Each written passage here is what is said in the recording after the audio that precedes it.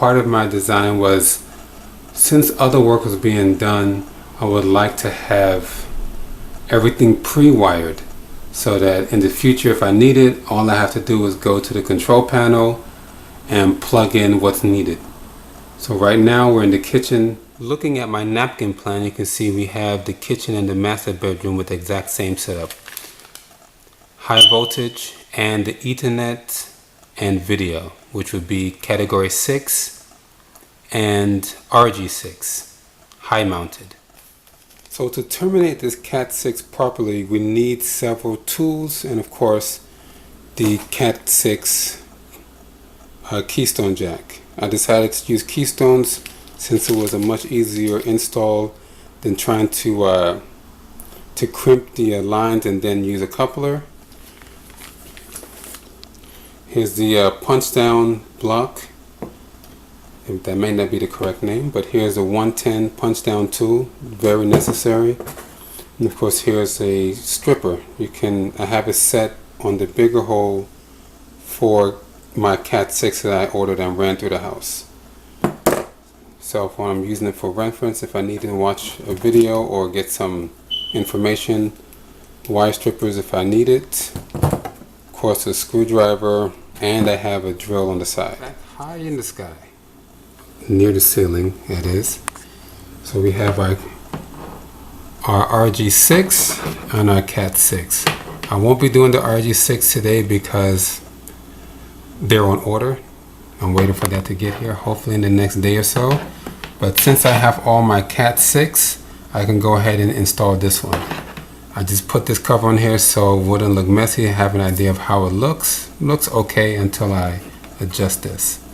That all being said, we can go ahead and remove this cover and then remove this one and start the install.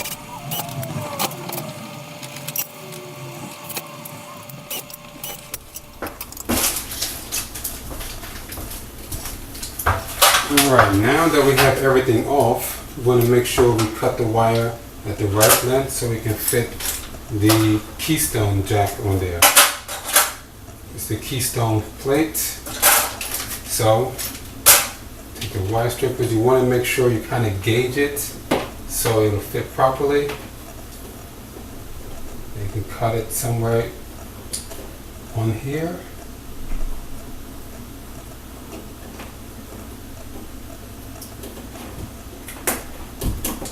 For now, I'll leave alone the RG6 until I get my connectors in. Just keep it on the side, try to keep it out of the way.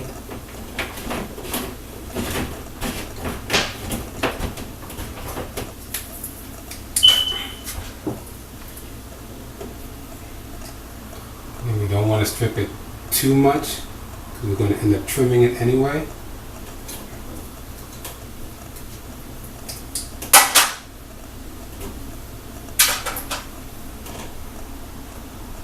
Maybe a little bit more. I prefer going a little bit extra. That way, if I need to trim, I can always trim. It's better to have more wire than to have it too short. It'll be a big pain if you have a wire that's very, very short.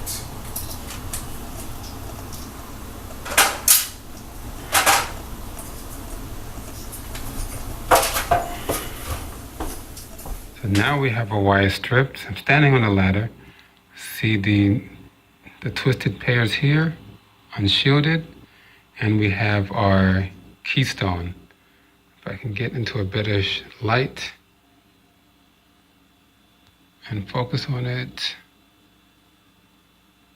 We need to make sure we're following the right pattern. We'll be using the B version, and I'll explain that later or probably in another video. This is more about getting the connections right and fitting in the wall. So we have B on this side, the yellow and the green. Lose a little bit of focus. And we have the blue and the brown. They don't change for this particular Keystone, but they're reversed for the A and B on this Keystone.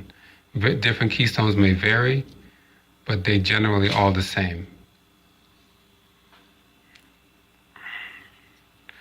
So I may not be able to do this on camera, but I'll try as much as I can. So you want to make sure you're separating each pair. And if you notice in the diagram, we had blue and brown on one side, and then orange and green on the other side.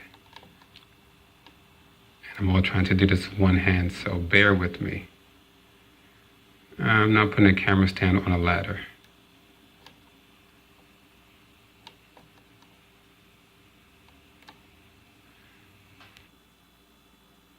Now that we have it separated in the right order, you can see brown, brown, white, blue, blue, white. And then on the right side, you have orange, orange, white, green, green, white. I'll put those pairs in the keystone. But first, before we do any of that, you have your keystone bracket here. You can mount that. Try it. I'm right-handed, so it's easier this way. On here, and then we want to fit all these wires in this fashion on here. You can see the 4 wires on this side and then likewise on the other side. So now that I have everything set, you can kind of see the wires are in place. They are just not punched down.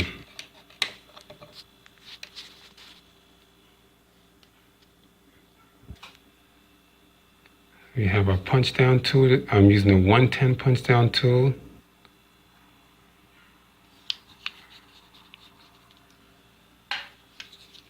And basically what we're going to do is line up the punch down tool with the sharp side. Let's get this focused better.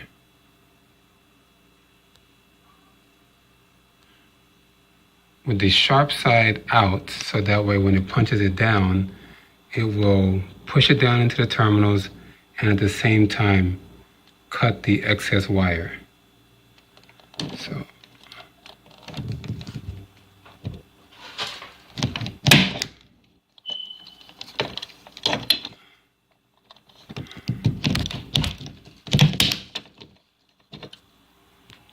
all right, it was a bit difficult to try to punch down and hold the camera at the same time while standing on a ladder, but basically you hold it, you push it down, it'll trigger a release and it will force the pin in at the same time cutting the wire.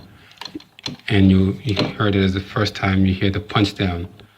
You do that for all 8 terminals, double checking that each of them are connected to the right pin. And at that point, each of them should be correct. And this one came with a set of covers. If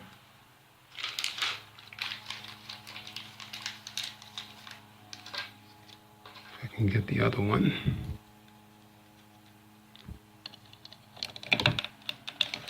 And you can release it from the holder.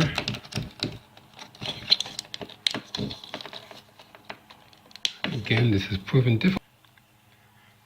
All right, it's pretty difficult to do while holding a ladder and a camera at the same time. But anyway, so now this one is ready to go. I can mount it. I think it should be no problem with this, but what I will eventually do with this and every connection in the house is test every single line before I finally close the panel.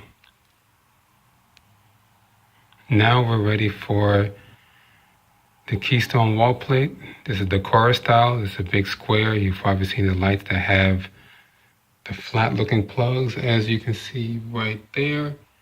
Had some touch-up work done there, but as soon as that dries, we'll put it on.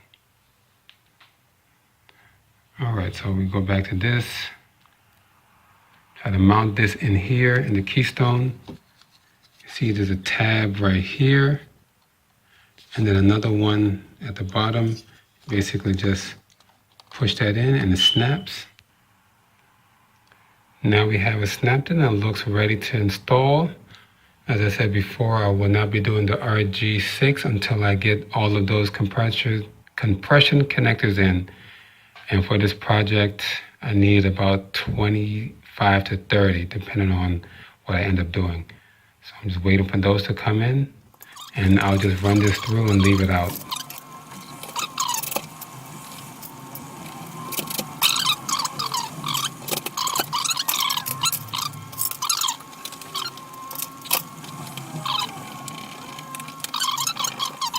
So now we have the category 6 connector installed in the kitchen. RG6 will come later. What I can do now is go into the panel in the basement, connect that one to the patch panel, and run a test here. Put the tester on one end, put the reader on the other end, and see if I get all 8 lines. If it does, I know this one is good to go, and I can label this one.